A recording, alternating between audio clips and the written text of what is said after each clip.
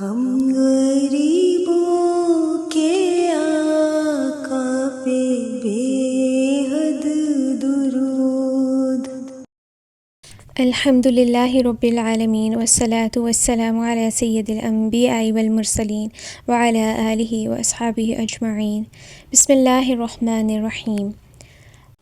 صلح حدیبیہ کے بعد تاریخ اسلام ایک نئے مرحلے میں داخل ہو جاتی ہے۔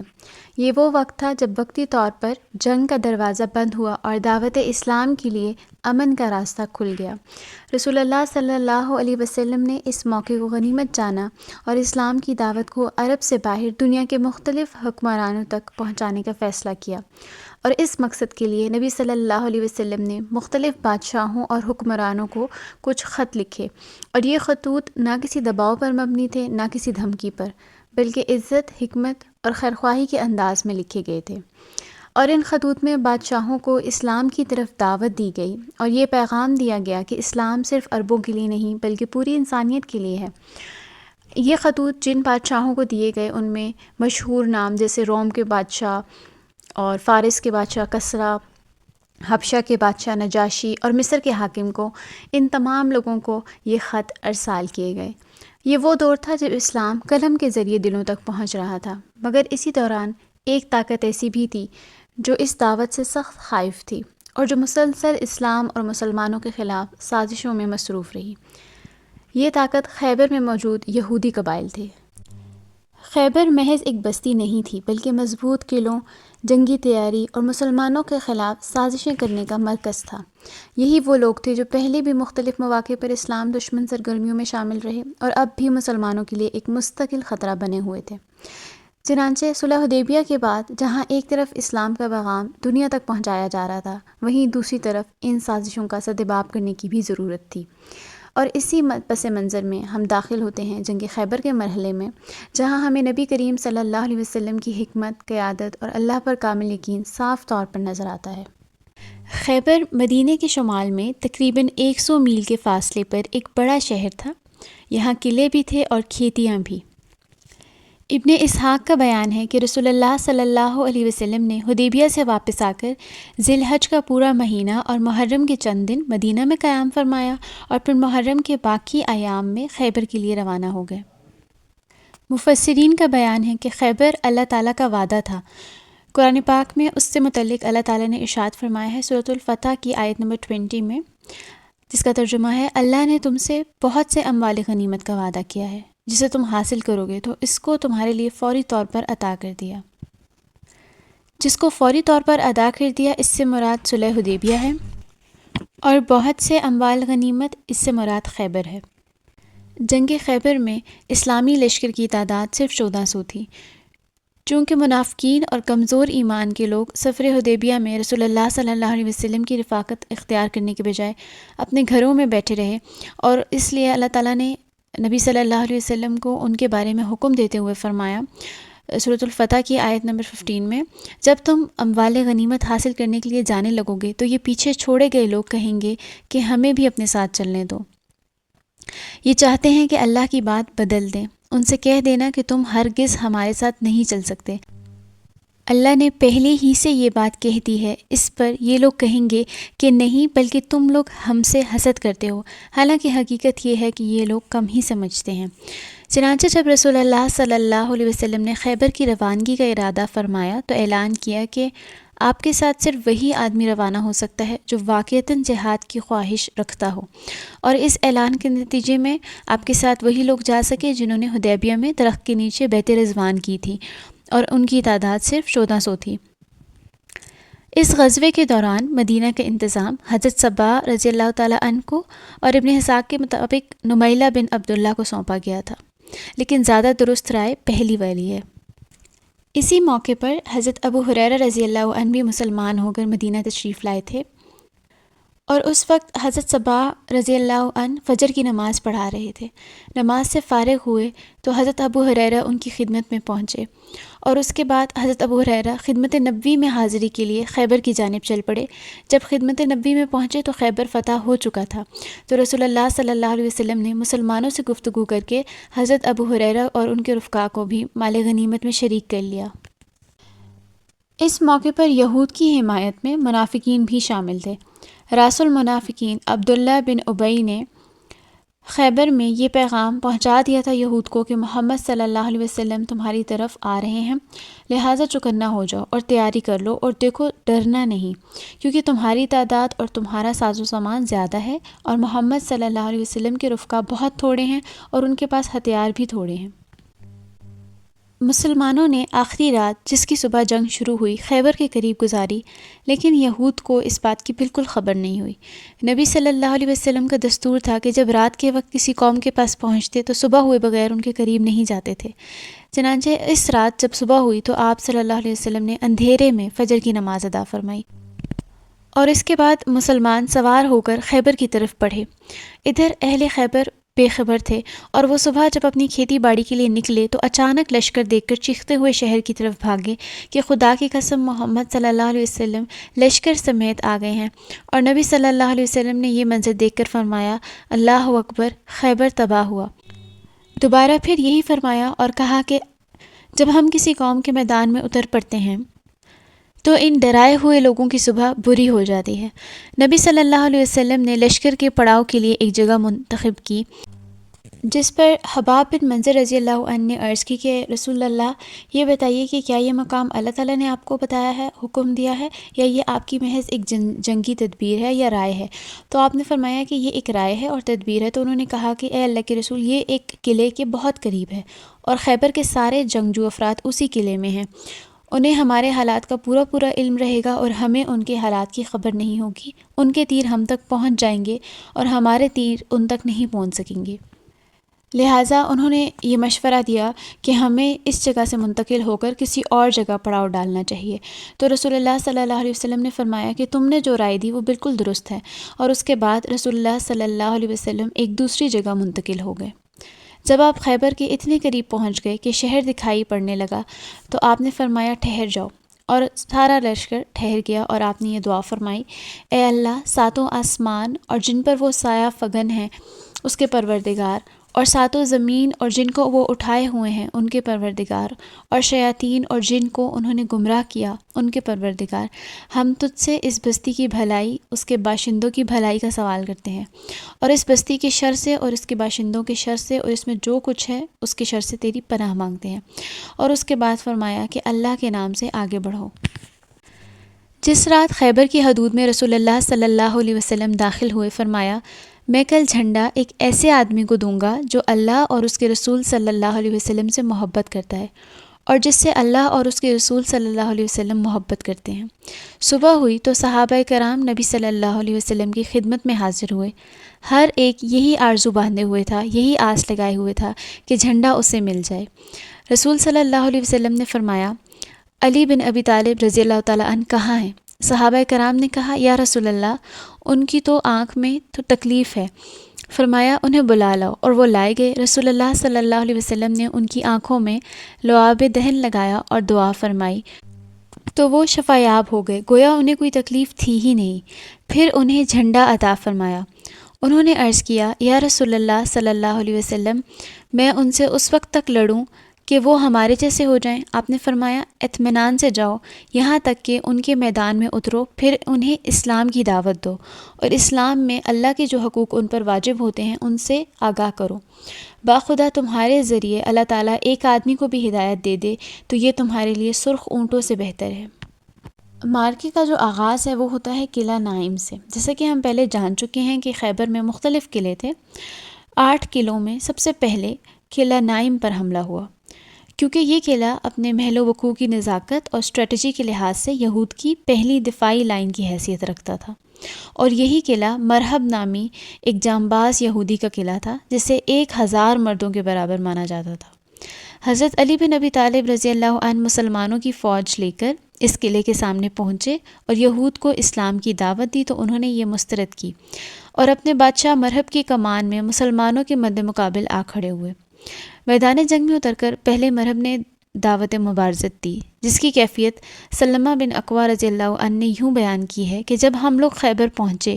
تو ان کا بادشاہ مرحب اپنی تلوار لے کر ناز و تکبر کے ساتھ اٹھاتا ہوا یہ کہتا ہوا نمودار ہوا کہ خیبر کو معلوم ہے کہ میں مرحب ہوں، ہتھیار پوش، بہادر اور تجربہ کار، جب جنگ شعلہ زن ہو۔ یہ اس کی اپنے بارے میں کچھ لائنز تھیں۔ اس وقت جنگ میں اشعار بہت اہمیت رکھتے تھے۔ سلمہ بن اکوع کہتے ہیں کہ اس کے مقابل میں میرے چچا عامر نمودار ہوئے اور فرمایا، خیبر جانتا ہے کہ میں عامر ہوں، ہتھیار پوش، شہزور اور جنگجو۔ پھر دونوں نے ایک دوسرے پر وار کیا اور مرہب کی تلوار میرے چچا عامر کی ڈھال میں جا چبھی اور عامر نے اسے نیچے سے مارنا چاہا، لیکن ان کی تلوار چھوٹی تھی۔ انہوں نے یہودی کی پنڈلی پر وار کیا تو تلوار کا سرا پلٹ کر ان کے گھٹنے پر آ لگا اور بالآخر اسی زخم سے وہ شہید ہوئے۔ نبی صلی اللہ علیہ وسلم نے اپنی 2 انگلیوں کو اکٹھا کر کے ان کے بارے میں فرمایا کہ ان کے لیے دوہرا اجر ہے۔ وہ بڑے جانباز مجاہد تھے، کم ہی ان جیسا کوئی عرب میں پیدا ہوا ہوگا۔ بہرحال حضرت عامر رضی اللہ تعالیٰ عنہ کے زخمی ہو جانے کے بعد مرہب کے مقابلے کے لیے حضرت علی رضی اللہ تعالیٰ عنہ تشریف لائے، اور حضرت سلمہ بن اکوع کا بیان ہے کہ اس وقت حضرت علی نے یہ اشعار کہے، میں وہ شخص ہوں کہ میری ماں نے میرا نام حیدر رکھا ہے، جنگل کی شیر کی طرح خوفناک۔ اس کے بعد مرہب کے سر پر ایسی تلوار ماری کہ وہیں ڈھیر ہو گیا، اور پھر حضرت علی ہی کے ہاتھوں فتح حاصل ہوئی۔ جنگ کے دوران حضرت علی یہود کے قلعے کے قریب پہنچے تو قلعے کی چوٹی سے ایک یہودی نے جھانک کر پوچھا کہ تم کون ہو؟ حضرت علی نے کہا، میں علی بن ابی طالب ہوں۔ یہود نے کہا، اس کتاب کی قسم جو موسیٰ علیہ السلام پر نازل کی گئی، تم لوگ بلند ہوئے۔ اس کے بعد مرہب کا بھائی یاسر یہ کہتے ہوئے نکلا کہ کون ہے جو میرا مقابلہ کرے گا، اور اس کے اس چیلنج پر حضرت زبیر رضی اللہ عنہ میدان میں اترے، اور حضرت زبیر رضی اللہ تعالیٰ عنہ نے یاسر کو قتل کر دیا۔ اس کے بعد قلعہ نائم کے پاس زوردار جنگ ہوئی جس میں کئی یہودی سربراہ مارے گئے، اور باقی یہود میں مقابلہ کرنے کی طاقت ہی نہیں رہی، اور وہ مسلمانوں کا حملہ نہیں روک سکے۔ اور کئی سورسز سے یہ معلوم ہوتا ہے کہ یہ جنگ کئی دن تک جاری رہی تھی، اور یہود مسلمانوں کو زیر کرنے سے مایوس ہو چکے تھے، اس لیے چپکے چپکے اس قلعے سے منتقل ہو کر دوسرے قلعے میں چلے گئے تھے، اور مسلمانوں نے قلعہ نائم پر قبضہ کر لیا۔ اب قلعہ نائم کے بعد قلعہ صعب بن معاذ جو ہے وہ قوت اور حفاظت کے لحاظ سے دوسرا سب سے بڑا اور مضبوط قلعہ تھا۔ مسلمانوں نے حضرت حباب بن منظر انصاری رضی اللہ عنہ کی کمان میں اس قلعے پر حملہ کیا اور 3 روز تک اسے گھیرے میں لیے رکھا۔ تیسرے دن رسول اللہ صلی اللہ علیہ وسلم نے اس قلعے کی فتح کے لیے خصوصی دعا فرمائی۔ ابن اسحاق کا بیان ہے کہ ایک قبیلے کے لوگوں نے رسول اللہ صلی اللہ علیہ وسلم کی خدمت میں حاضر ہو کر یہ عرض کیا کہ ہم لوگ چور ہو چکے ہیں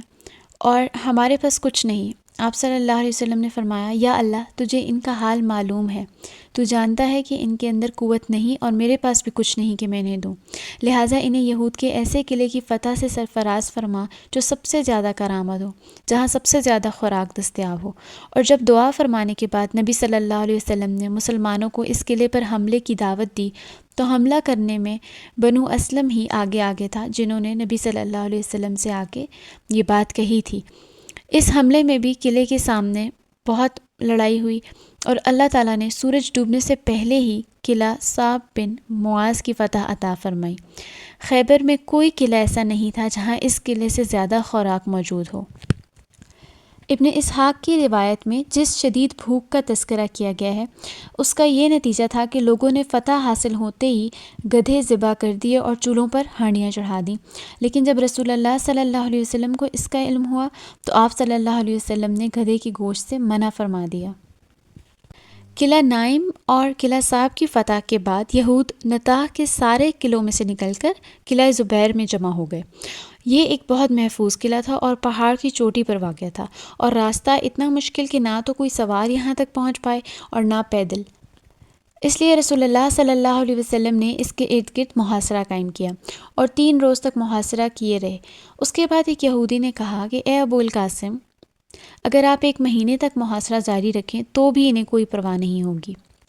البتہ ان کے پینے کا پانی اور چشمے زمین کے نیچے ہیں، یہ رات میں نکلتے ہیں، پانی پی لیتے ہیں اور لے لیتے ہیں اور پھر قلعے میں واپس چلے جاتے ہیں اور آپ سے محفوظ رہتے ہیں، اگر آپ ان کا پانی بند کر دیں تو یہ گھٹنے ٹیک دیں گے۔